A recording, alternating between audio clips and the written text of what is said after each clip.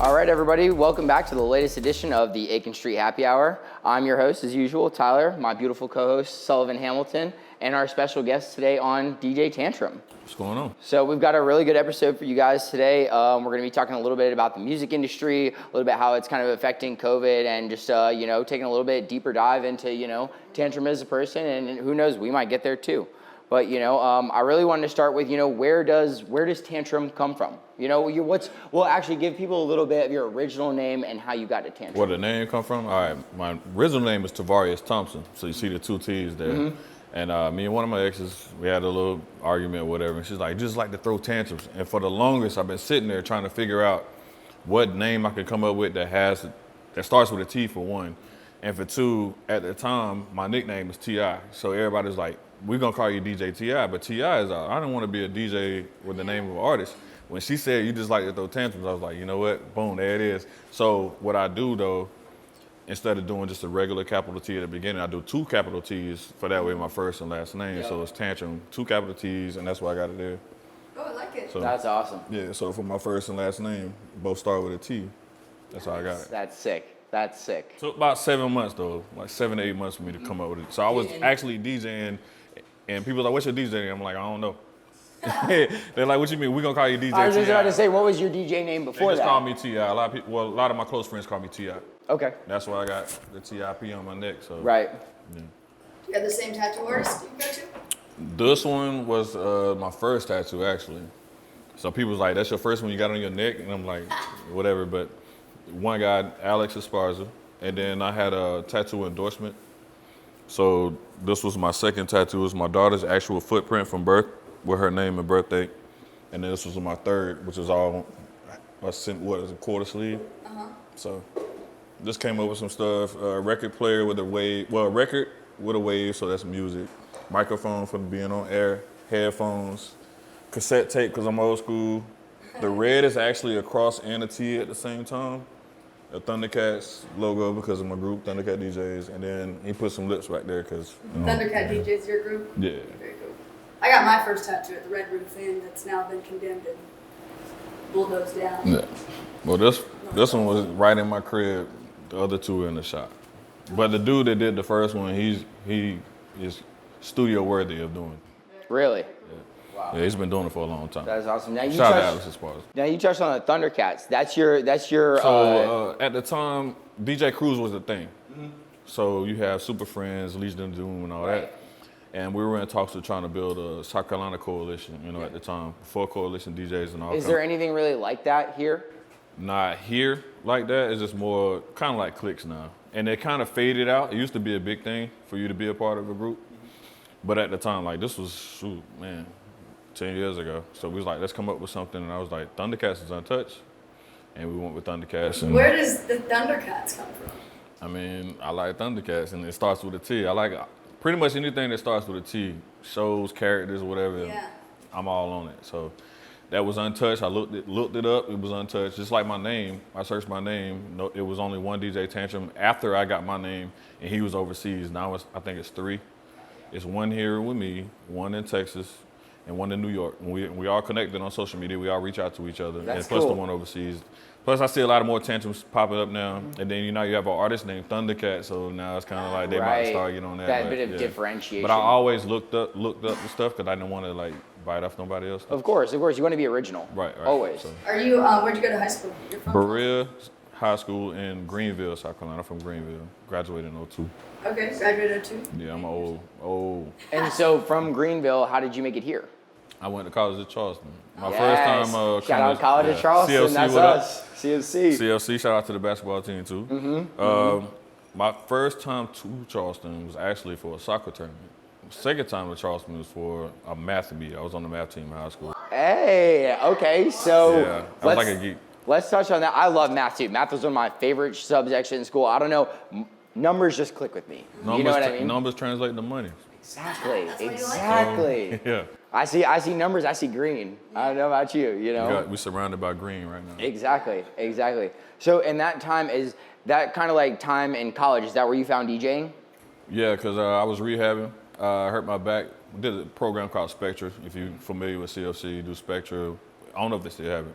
You come in, you do 2 classes for the summer, you stay for like 4 to 6 weeks somewhere in there. And we was balling and stuff. Got hurt, kind of through it. And during that time, I was kind of depressed. I didn't know what to do. Went to my first college party, and the guy was DJing there. He used to play ball on the basketball team.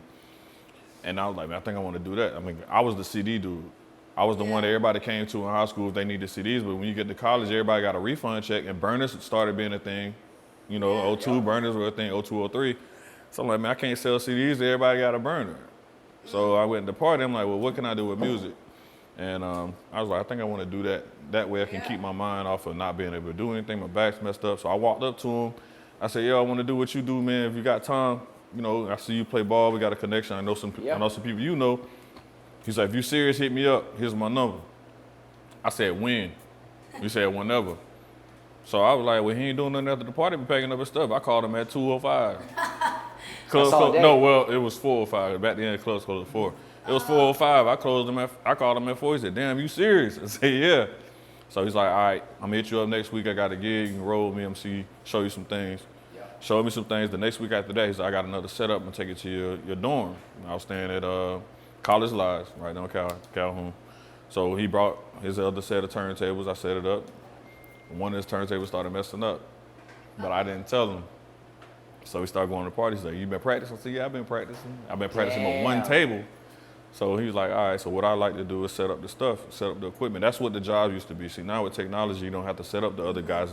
Well, that's how you learn, too, you know? I wish it was like that because a lot of DJs can come up in the same way that a lot of old school DJs did. Well, you have to respect the process. Right. I think, as we all do, any of us with like bartending, with theater, with music. With bartending, you have to learn how to set up the bar. You have to learn from the most notable bartender or bar manager how they do things, so that way you learn under them. And you start as a bar back. You stock everything, you learn your way around the bar, and then you move up. When your time is ready, when they think that you're ready, you know the bar, you've learned technique, that's what I did. I spent my days off learning from the bartenders at Republic, you know, just being like, hey, teach me something. Just can I hang out and watch you guys bartend, trying to learn? For 2 things, because you can teach the next person under you. And for the second thing is, you get in that experience and you get in that label under, it's called under the belt. And being a bar back transition, meaning like when they tell you you're ready for us, for DJs, at that time, when you get your first 30 records, you're ready to do a party. Really? 30 records? Yeah. Well, what do you mean by that? Think about the average time a song is. 3 minutes now. Yep. I mean, back, let's say mid-2000s. 6 minutes. You know, album cuts would be like 5, 6 minutes, right? Yeah. So you multiply that by 30, how much time you got? Average party at that time. Good with numbers. 2 to 3 hours. But you mean, people out there might be doing the math, but the average time that a party is 4. The average time that you're gonna be at a party ain't gonna be 4. You're not gonna get there at 10 and leave at 2. You're gonna get there at 11, 12. Yep. So 30 records, you know, at that time you was good to go. Yeah. Right on. So you had the gentleman that you met at the first college party you went to was your main Yeah, his mentor? name DJ Unstable. He was the one that started me out. DJ what? Unstable. DJ Unstable. Yeah, he's from Atlanta. That's a dope name. That is a nice name. And then So yeah, Unstable and Tantrum, it kind of like alternated. Unstable Tantrum. Yeah. I was gonna say, do you guys still do shows together? Well, he's out of DJing. Mm-hmm. He still plays from time to time. He started teaching. But yeah, thankfully I'm still going. And we linked with somebody else named DJ S. Vidal. That's how I got into the radio circuit. And he's still going too. He's up in Philly in his hometown right now as well. Very cool. So are you a mentor for anything like to help? I got a couple people that I reach out to, and they reach out to me.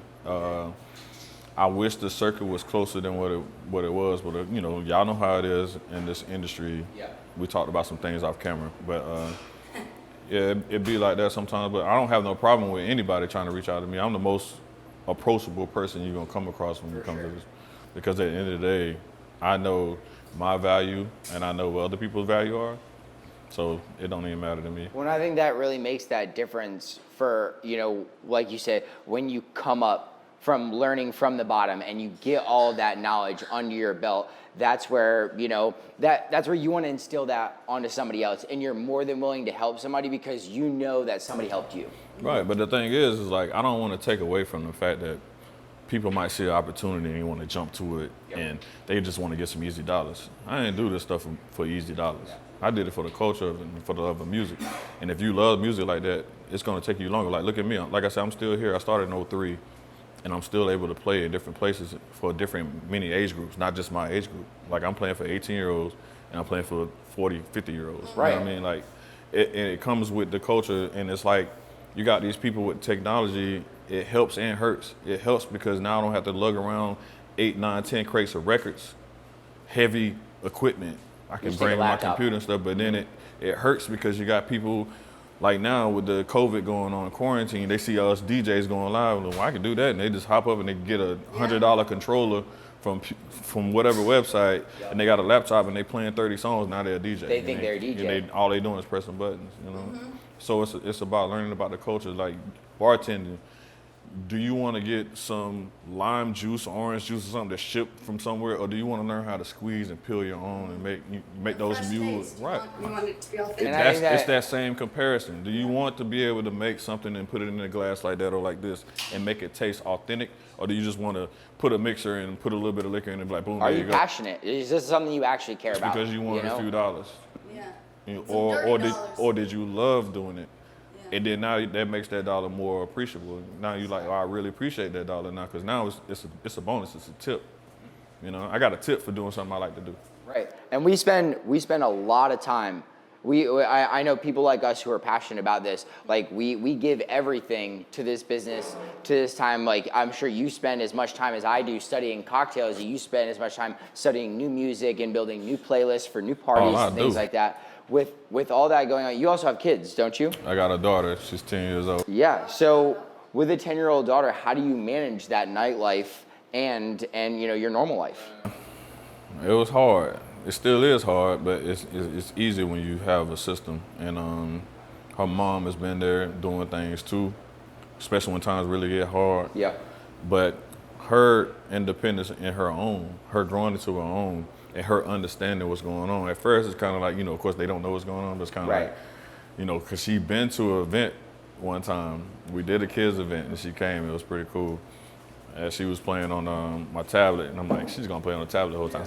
And then I started playing some songs, and more kids come in, so she's gonna get off the tablet. She playing on it, but she started getting a little closer to them. Yeah. Next thing you know, I look over there, the tablet's gone, and she's just sitting in the chair, and I'm like, because she's like kind of shy and timid. Next thing you know, she moved all the way behind the kids, and I'm like, all right, there she go. Going Then I started recording them and snapping it, and she started sitting. I said, all right, I gotta sneak and do it.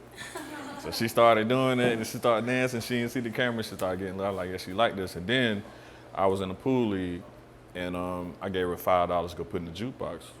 She could play her own songs. She playing songs, and everybody looking at me. You play those songs? I'm like, no, my daughter did. So like, now she's starting to grasp. She's already got the it. taste for it. What kind of music would she play? Like on the. She like Melanie Martinez, Doja Cat, just little Nicki Minaj, little stuff like that. Yeah. Is that so? As being a father, what's something? Being a father is great. Yeah. Is there anything? I didn't have a father, well, like that, So I took it as I didn't want her to go through that. But even with any hardships, anything that come with being a parenting or not getting along or getting along, I didn't feel like it was necessary for me not to be there, because it's easy. Even if all that's going on, I can still go get her and just go do something. So I And think it's easy to walk away. It's harder to stay, and especially we live in a hard time right now, where it's not the easiest time to raise a family or like be able to be there all the time. But I think the people who do, like you, people are willing to stay there, and it's like things might not work out between you and mom, but staying there for the kid, a family is crucial. In my eyes, is the biggest thing in my life that got me to where I am, and has given me a very good mental support group. You know what I mean? People I know I can always rely on. And I think that in my life has just made me a lot more comfortable and a lot more, willing to do new things, knowing that I have that support. Right. Well, I mean, you put more energy into the kid, you know what I mean? And everything else falls in place. Whether you together or you're not together with the other parent, you know what I'm saying? It's way better when you are together on the same page. And we at that space. We at that space where everything is together. Everything is together, and it works out for the kid, because now you can focus on what their strengths are and what they can do and what they can bring to it. And it's kind of like you get more out of it, and you get to see how much more of you see in them. You see a lot of you in them, and it's like, she's like her mom when it comes to her attitude and stuff like that. But when it's time to have fun, she's like me. She like going to the arcade. She like Batman, superheroes, all that stuff more than she like Barbie. You know, like stuff like that. You know, she like anime. Right now, anime is her thing. Yeah. All anime, everything. That's Well, awesome. they're coming into that age where they're really developing now. 10, you know, you're really coming into your own. They're starting to build perspective. Yeah. So that's been pretty cool watching that. And then it's like I said, I wish I had that because it just been a coincidence that a lot of things that I do in my life and my career, he did. But, you know, we didn't get to share those experiences. Yeah.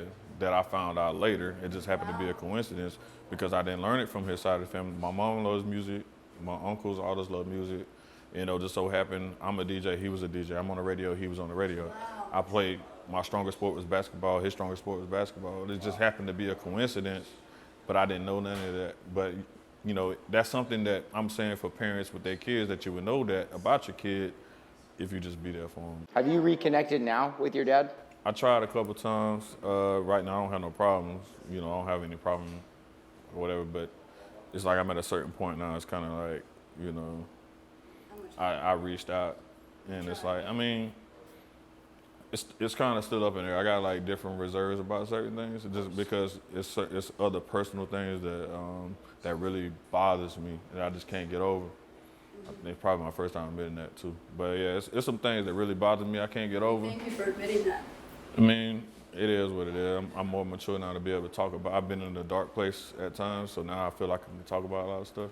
And that was with your family, or was that That's when you were what younger? school, going through depression and stuff, was really DJing brought me out of. Yeah. You know. So it saved you. Yeah, music saved my life for Yeah. sure. Music saved your life. How so? Like when did you know at that point that this was like, this is gonna take me out, this is gonna save me? Yeah, 3 different times I was about to exit. I call it my rebirth. So you Yeah, had 3 so- rebirths. You know, and it was hard to talk about that for a long time, but you know, music definitely was the rock. And it took a while for me to figure it out, but I always thought about it. I was like, just think about it. When I was a baby, you know, when I was a baby, I'm not saying like prehistoric, but Right. we had crib toys. You used to hang a little toy on the crib and you play with it. I had a little turntable on it. When I started crawling, I used to crawl to my mom's record player, and I actually scratched her Thriller album. Oh no. Scratched it up. She had to go buy another one. Luckily, I had one. And then that's crazy, and that's symbolic too. It's like well, the she first went time bought you them. kind of found music. But notice I said Thriller album. I'm gonna come to that in a minute. Here it is, I'm DJing. Here it is, my daughter's born. My daughter was born the same day Michael Jackson died. Wow. That's a weird How's coincidence. that full circle right That's there? full Wow. circle all day. Are you religious? Baptist, I do believe in God. You're spiritual? I don't go to church as often as I used to. I don't but, think any yeah, of us. I do have faith. I have a lot of faith. Yeah, faith is a big thing. But I also going in that dark place is kind of just like, you know, whatever happens, whatever's meant to be is meant. You want to kind of explain it, or you don't want to? Pretty much just whatever it meant to be, what's going to happen is going to happen. You know, Yeah. like I said, I do got strong faith. I do have beliefs. I do pray, you know, for strength and Yeah. for my family to be straight. I think that religion, that's an interesting topic. Because me and my brother, we were raised very Catholic. Like my grandparents, my mom, my dad's Episcopalian, but you know when my parents married, my mom was like, "We're raising the kids Catholic," and he was like, "Okay, smart man." She said, we're You raising know? up right. Smart man. And so, anyways, we were raised Catholic, and it was hard growing up, especially because I questioned things so much. But in the end, I think what I took from it was good values. You know what I mean? To treat others with respect, to do, you know, to never steal, to never hurt other people. You know what I mean? Try and just be conscientious and a good person. And I think that's really what I got from it. And I don't know about you, but I think, yeah, because I never go to church. I can't speak for all Baptists, but all I know is in comparison to Catholic, I did go to a Catholic church. That same ex that helped come up with my DJ name, she went to a Catholic church. But with my church, it's different from theirs, meaning like you go to church, you be out probably like 30 minutes to an hour. Yeah. I go to church, I ain't get home 5, 6 in the afternoon, man. No, y'all are still We're going at like 4. we're at church, we go to 2 services, we get to eat, and then we go to church 30, 40 minutes from the house. We're taking a wine break. We're coming back. Man, I mean, as a kid, you kind of hate it because you mess your whole Sunday up, Exactly. especially when it's sports Yeah. time, you got football and all that. God. And then me and my brother, we just kind of, you know, well, we can rewatch the game or you know, we have to make sure recorded in VCR. A lot of people don't know what a VCR is nowadays, but you know, record the game and play video games, but we just deal with it. But now later on, looking at it, it teaches you patience. That's what I was Exactly. If you're able to sit there that long, It's not about man, you can sit through anything. If you can sit through church that long and it's for something that, you know, you got faith in, you believe in, then you can sit through anything. Oh, my grandma, she used to say it all the time. She said, patience is a virtue. Seldom in women, never in men. Plus, it teaches you about your strength in your family, too. It does. Yeah. Because most of the time, that's when you spend your family time. That was our family time. Yeah. You know, a lot of common American families have their family time at the dinner table. So, you know, of course, I came from a broken home, so a lot of black people, black culture comes from broken homes. Not a lot, I don't know the statistics on it, but, you know, that was our family time, going to church and being around family and stuff. That's how we saw our cousins and saw our aunts and stuff if we didn't hang out all the time like that. So it was pretty cool to do that part. So that's the kind of silver lining. Plus, if your parents are on the choir, then you get to go to Bible study, and that's kind of like you have a little bit of fun. You don't have to just sit there and be trying not to fall asleep and this. So it was, see, I was reading a book, and he mentioned that, I was reading the book, no, excuse me, he mentioned he had 4 fathers, and so one was his uncle, one was his maternal father, and then another one was his his dad's friend and things like that. Is there do you have another set of parent almost? All right, so my grandparents are my parents too. Yeah? I call my grandma mom. I call my granddaddy daddy. Now my mom and my grandma in the same room, I say ma for grandma. I say mama for my mama. All right, and then my uncles are like not really like father figures. They were like the big brothers I never had. You know, especially one of them. My uncle Eric was there pretty much the most because he was the closest one. My other uncles, I still love them the most too, but I learned a whole lot, and I kind of took a lot of my personality traits and a lot of my hustle traits from him.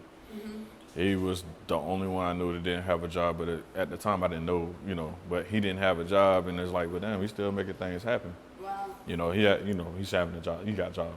And there, But it's just like, it teaches you that even if you don't have a job, you can still make things shake. There's always got to be a hustle. You know, we're out of work right now, and that's why we did this, and why we wanted to bring, you know, a voice to those people who are out of work, but still, you know, still are trying to hustle. We're all out here. But and, not only that though, what I liked about, I think what I gravitated to him towards was, even though he was doing that, and it wasn't nothing illegal he was doing, so make sure I get that clear. Wasn't nothing illegal he was doing, but he still made time to give back, and that's what gave me my heart for giving back to people too. He coaches, you know, coaching little sports leagues and sports teams, and these kids can range from 4 to 12, 13 years old. They going to college, they playing ball, some of them in the pros, you know what I mean? Like, I was like, damn, somebody that I know that close, it's in my family, reaching out and giving back and still hustling, and he did all this full circle and taking care of his family and stuff. That's something that's the only values that I can get from, because of course, like I said, my father wasn't there like that. And with it coming from somebody that was in my family, that was great for me, because it's like, it teaches me that at least, you know, somebody can be good for something, a male figure can be good for something, even though I had no example to go off of. And I could have went off some bad examples. I was surrounded by a lot of bad male figures. You know, I could have did the drug thing, whatever, you know what I mean? But luckily I didn't have to do all that. Yeah, with you know, building that kind of sense of community, you were obviously, you know, shown that young through your uncles. Have you taken that into Charleston with how you've started DJing here? Have you built your own community with the people around here, and do you do your own type of outreach? Both of them, with that and the coaching. My daughter started playing soccer, and she did soccer shots at first, and it's volunteer coaching based, all right? And nothing against any of the coaches, but some of those coaches just volunteers so their kid can play free. I admit, I did was like, yo, I mean, because it costs them money. You know? It's not cheap. But at the same time, it's like, okay, but what are they going to learn? They weren't learning anything, so I started taking over, and then we went from soccer shots to GPS. GPS actually sends you a curriculum, sends you all the stuff that you can teach. GPS is? Global something. GPS Carolina. It's the soccer club. Okay. It's the actual club. Okay. I forgot the name of it, but they send you a curriculum. So here I am, I'm thinking, all right, well, I'm volunteering to coach. My daughter gonna play free and, you know, whatever. No, I have to actually show these kids drills and stuff like that. We hold practice. I have to set the practice date and all that, and it was pretty good. That's awesome. But that's something I wanted to do because I was coaching under my uncle. And I also did a temp service where I was coaching as well. And that's something I like to do because I like kids and stuff like that. So giving back and then doing little giveaways on my Facebook page from time to time with my radio show in conjunction with that, giving away to people. And I get some messages from families. You never even think about it. I gave away tickets for the fair or gave away car passes for the Festival of Lights, and some families like, this is the only thing my kids are gonna get this year because of going through a divorce or going through this and that. Not disclose too much personal stuff for the inboxes I got, but that's some of the messages that I got from people. They're going through a lot of things, and just for me, that split second to help them think about something else, something about the joy in life and stuff. And that's what I find when I teach. But I probably would have never got those values or even thought about that if it weren't for my family, seeing my uncle or seeing my mom do a lot of things like that for other people. So that was pretty cool. So what do you find in your COVID experiences? My COVID experience is lovely. Cheers to that. Because Seriously. outside of yeah, I'll choose that. Cheers. I've been relaxing, been having a good time. You know, it could be worse. Yeah, outside of me looking like Wolf Man, which I don't really. That's one thing a lot of people are down. We on need me our about. barbers back. Yeah, I'm not really big on my appearance because I feel like it's more about personality versus appearance. How am I personally to you versus how I look to you? But a lot of people are like, man, you need to keep your appearance up there, man, whatever. But COVID is like, I don't have to go nowhere. I'm thankful to have a job where I can do my show from home. I don't have to go nowhere, which means I don't have to spend money on gas. All right, the only thing I got to spend money on food sometimes, but every now and then I find somebody to bring me a plate. But yeah, just the most part. But of course, the obvious struggles, entertainment and stuff like that. But I'm big, as long as I got internet, video games, and music. Right. Those are three things. And so with that, you're doing a show from home now, live stream, so people can go on your Instagram and follow whenever you're doing it. Tell us a little bit more about that. And then when I'm in the mood for music, plus I do radio mixes. I'm on multiple radio stations, so I do my mixes. But then when I feel like still going, hell, I'll hop on for whenever Facebook then permit me. Yep. And I stream and I play, and I just try to do it for just to get people to take their mind off things. Meditation. I mean, you like music. And well, you love what you do too. You love playing music. I'm sure, like when I go to work at night to bartend, and I'm like, all right, we're about to have a good night. It's gonna be fun. We're gonna make some money. We're gonna have some drinks. Everybody's gonna have a good time. You're the same way. You're like, we're gonna play some dope songs. Everybody's gonna be having fun. You see me as soon as I come in, I come right to you. Yep. We toast it up. Have a couple drinks. We do the one to kick it off. Party a little bit. That's the one to kick it off. Okay. Oh. That don't And mean well, I that's the think only that one. relationship is so key between bartender and DJ. You know what I mean? Making sure that, we make sure I'm looking up, you need a drink, we can get it out there to you. And at the same time, without you guys to play that good set of music, like if you're not playing a good set, they're not gonna stay here. You know what I mean? If you guys don't feel comfortable in a place, if we as the bartenders don't make you feel comfortable, how are you supposed to make the rest of the crowd feel comfortable? I show all my love, first and foremost, to the bartenders. Appreciate that. Nothing against the people that come, but I show my love to the bartender. The bartender's in a great mood. The people gonna be in a great mood because they're not getting snobby attitudes from a bartender. All right? They're gonna get snobby attitudes from the people. That's, you take it till I make my drink, but me making them feel good gonna make them be less reactive. You know what I'm saying? Not gonna pop off at somebody who got just that one word. Because the bartender's got a life. Might have had a bad week. Might have broken up with somebody earlier that day or something, or might have lost their job, their real job. And here they are, got to serve people who are ungrateful, who can't even tip you more than $1 for a drink that they pay. You know what I mean? So accurate. That's so accurate. That's why I always pump, tip the bartender, no matter where I'm at. Well, and I at the feel end of like the night, I always ask that y'all get tipped good. I always ask that. And I feel like we get that kind of that bad rep. You know what I mean? People like tip us a lot less because they don't think a lot of the times people think that we make, $10 an hour, things like that. It's like we make $2.12 an hour. And that's good because some places make less than that. I was gonna say that's like the minimum wage. I think that's like the least amount that you can pay somebody. They upped it? I think they upped it. Yeah. They upped it. I think last time I checked it was like $1 and some change. But I mean, still, you got to think about this. If we're working, say 4, 8, 10, 12 hours a night, and we're not getting tipped, we're walking home. A lot of the times, even servers, it's worse because servers, if you don't tip your server, they still have to tip out the bartender. So now they're paying out of their own pocket to pay for your meal. And that's I what do people got a like don't question about that, understand. too, about service. What happened when the servers spill the drinks? It goes on a comp tab. The restaurant takes care of that. That's one thing I never knew, man. I just want to make sure. If the server spills a drink, it should never be on you guys. It's never your fault. And even I'm talking even about the if server, does the server have to pay for that? No, a it's drink, illegal. yeah. It's illegal to ask them. All right, so for you servers out there, I just got y'all something if y'all didn't know that. No, because I know some servers who spilled some drinks and they had to pay for it. They was like, oh, I have to pay for that. And I'm like, seriously? In terms of that, yeah. I mean, most places wouldn't make you pay for it. It's the place. It's like, you know, if you're a server that spills drinks all the time, your manager's like, this is the 4th time you spilled a drink. Like, you have to pay for this one. You know what I mean? You're throwing away alcohol. I've been drinking them.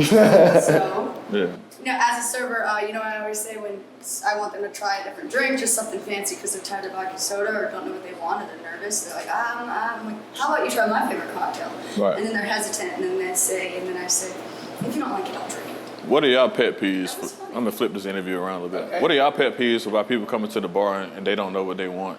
Well, I'm a server, so on my side of things, if I've got a full section and at Stars, you get pretty big sections, but also the second head server there, so I'll have 40 people all at 7:30 sitting down, and I just say, patience is a virtue, I'll take it, they'll be happy, everybody will be happy when I get over them and shoot the shit. But you know, one time I did tell the bachelorette table, I said, ladies, I'm so sorry I'm late. Thank you for your patience from introducing myself. Thank you for your patience. Please don't yell at me. And she put me on open table and said our server said that, you know, she asked us not to yell at her. Oh, wow. So, yeah, on that, sorry. You got What's yours? No, I mean, I think my biggest pet peeve, especially after going from, so, you know, I started with high volume nightclub bartending and then moved on to classic cocktails. Once I really found my love for bartending, I was like, I want to get into this, you know? But what I found with that is that you get a lot of people who come in and they come into a classic cocktail bar and they order 8 specialty cocktails. They're like, I want 2 old fashions, 3 Manhattans, 2 daiquiris, and, you know, 2 espresso martinis.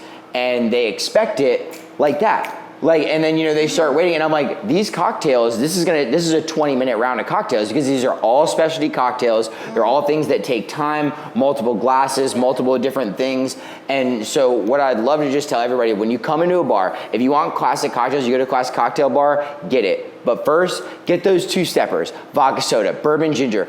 Get yourself a drink in your hand so you're comfortable. You know what I mean? And then be like, hey, we're gonna want specialty cocktails after this. When you get a second, come back to us. But get those 2-steppers so that way you're not irritated. You know what I mean? And you're not irritated at us for no reason. So I experienced that from the other side. I was fortunate enough being in Charleston. It's very luxurious here. The culture is luxurious. You got a lot of, what do you call them? Luxury housing now that they're building down here and stuff like that. So you have these rich, classical, respectful people, and you have these rich snobs that's here. I was fortunate to experience both sides, actually being with them because of DJing, being in the place, and I didn't even know these people knew who I were, but they were. And we ended up going to certain places. And so I seen it. And that's why I asked that, because I want to know how you feel, because sometimes you have to swallow it because you know you do. They're going to pay that tax. You do. You have to sit there, you have to swallow your pride, and you have to kill them with kindness. That's what I've always found. Sorry to interrupt you, Tyler. For me, it's also about you have no idea what someone is going through in their day. Nor do you know that guy who keeps sending back the $40 bottle of wine, he just wants to feel important. Right. So that's how, as an actor, it's my job to dissect people. So it's, for me, I'm winning on both sides of the field. If you don't know if you want lasagna or steak, honey, I feel bad for you in your decision making. Right. And what's that? Some of them, like, just like you said, you don't know what they're going through, but I've been, like I said, I've been on both sides of the spectrum. I've been with a person, he didn't want to be in the camera, he didn't want to be in the limelight. He owns a lot of real estate in Myrtle Beach here. He owns a lot of country clubs, golf courses, all that.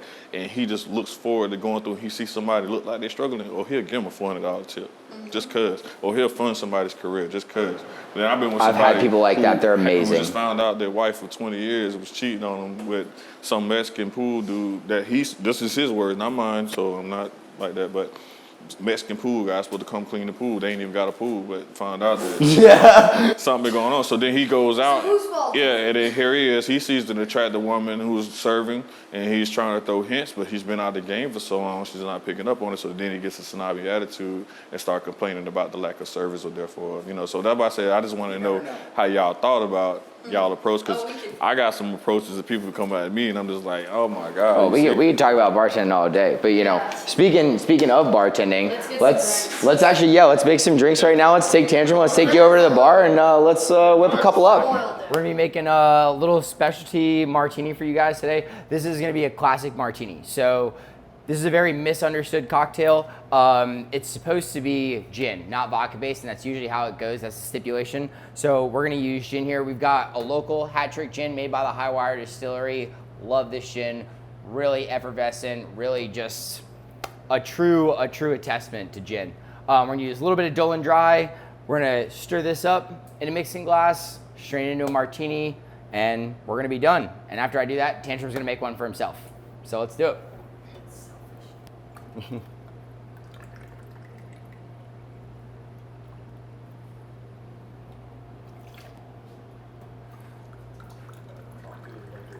So like I said, this hat trick gin, great distinguishment of lavender, pine, and just really, like I said, a true gin.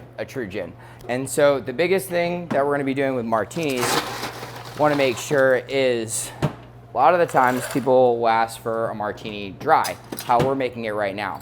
So the key with this though is if somebody asks for a martini extra dry, what that means is they want less dry vermouth. A lot of the times it means, what people will usually say is, you know, you'll ask, would you like that dry or dirty? And they'll say, I'd like it extra dry. I would just like the vermouth in the vicinity of the glass. Basically meaning you just kind of put it near there.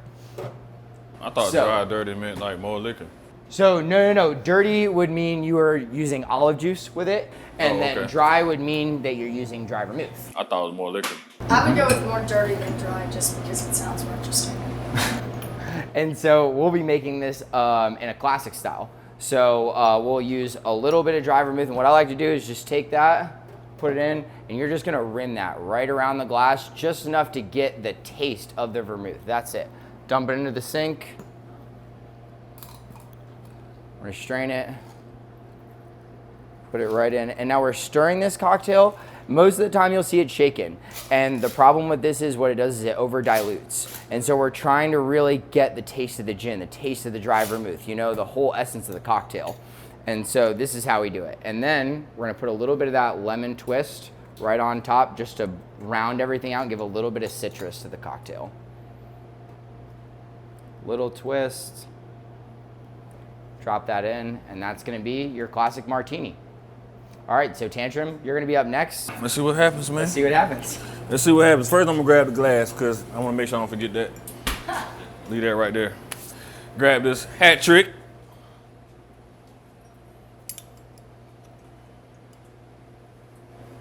Let's get it going. That's a solid pour. Let's get it going. There she is. We're partying now. There's a little bit in there, so we're gonna kill it. We're gonna make it real extra dirty. We ain't doing no dry martinis over here. It'll be super wet. All right, I need some ice. You never bartended before? Nope. Just only at the crib, doing a little shake shack.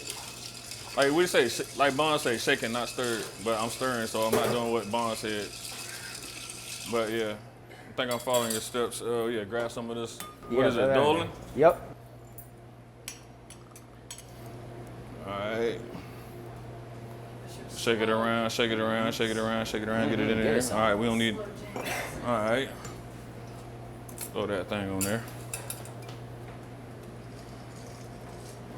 He's got a knack for it, man. You could be a bartender. Yeah, I was gonna say, if DJing doesn't work out, you'd be all right. I can do a little something. You're gonna be leaning extra heavy though at my bar. You better call the Uber. Yes, sir. You better Yes, call the sir. Uber before you get there. All right, we'll give you a fresh lemon.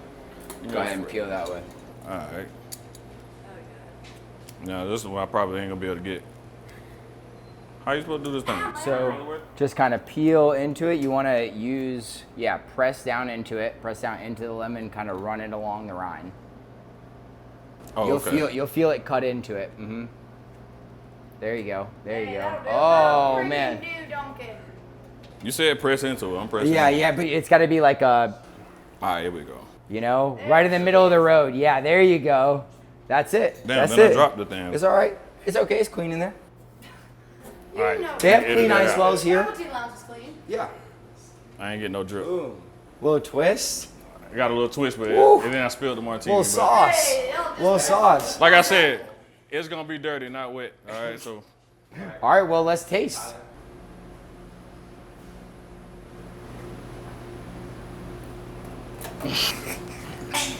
Excuse me, Tantrum. Somebody likes gin. So, you come here often? a little bit. Oh shit. Pretty strong. Yeah. Tastes like gin. Tastes like apples and Oh yeah. It's actually not strong at all. I need some more gin. Okay, guys. Well, I think that's going to be the end of our show. That's wrapping up. Tantrum, where can we find you in the future? At DJ Tantrum on everything. It's real simple. Instagram, Snapchat, Twitter, like the Facebook page. I do giveaways. Plus, I'm on the radio station, 993 The Box, Monday through Saturday, 2 p.m. to 6 p.m. All right, guys. And with that being said, we'll see you guys next week. Thanks for tuning in.